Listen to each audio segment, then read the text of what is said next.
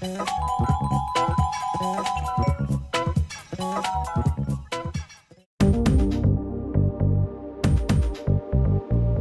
qui est motivant, c'est de se réapproprier le métier d'agriculteur. Donc on s'occupe beaucoup de nos sols. Nos sols, il faut qu'ils soient vivants. S'ils ne sont pas vivants, on ne produira rien. Là où les voisins conventionnels vont faire 3 cultures, moi j'en fais 7 ou 8. Donc hors fourrage. Donc, voilà. La première machine qu'on utilise dans nos champs, c'est l'hersétrie. C'est plein de petites dents qui grattent gentiment le sol et qui font sauter toutes les petites qui tuent toutes les petites mauvaises herbes. Donc voilà, mais c'est un travail en plein. Et après, quand les cultures sont plus développées, comme on va arriver maintenant, on passe les bineuses qui passent entre rangs, juste sur l'entre-rang. Et après, sur les bineuses, on a plusieurs modèles. On a un modèle simple, comme on voit derrière, qui est guidé par un petit vérin de direction. Et après, on a l'autre bineuse qui est là-bas, qui est guidée par caméra.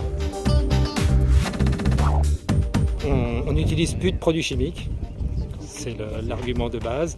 Et je dirais un deuxième argument qui pour moi est aussi très intéressant pour l'agriculteur, c'est qu'il change de métier. Au niveau économique, on a à peu près le même revenu entre une exploitation bio et une conventionnelle. Entre les agriculteurs bio d'il y a 30 ans et ceux d'aujourd'hui, c'est vrai qu'il y a eu un changement. Mais voilà, effectivement, aujourd'hui, il y a des techniques qui sont très intéressantes. Et ce qui fait peur souvent aux agriculteurs conventionnels, c'est justement, ils disent c'est trop technique. Donc il y a 10 ans, c'est pas ce qu'ils disaient. Ils disaient c'est des charlots. Aujourd'hui, on dit j'y arriverai pas, c'est trop compliqué, comment on va faire pour gérer les mauvaises herbes? On commence à avoir des machines en 6 mètres de large jusqu'à 12 mètres de large et que la fourchette de prix est entre 11 000 et 19 000 euros. Équipée complète avec les roues, le pendulaire et la correction de dévers. On a des machines dans le 32, dans le 64, dans le 47. Et donc c'est en fort développement puisque la machine est vraiment efficace.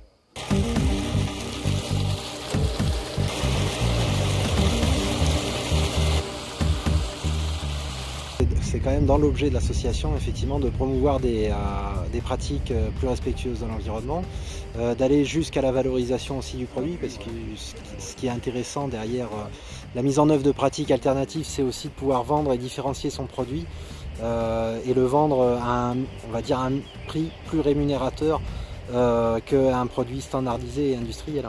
J'irais même au-delà en parlant de ferment pour l'agriculture de demain, c'est-à-dire que l'agriculture biologique, de par l'avance qu'elle peut avoir sur justement la maîtrise de ses pratiques, au niveau du désherbage mécanique notamment, là la pratique de l'essimage consiste en fait à éliminer le stock de graines qui est au-dessus en fait des graines qui seront prochainement récoltées.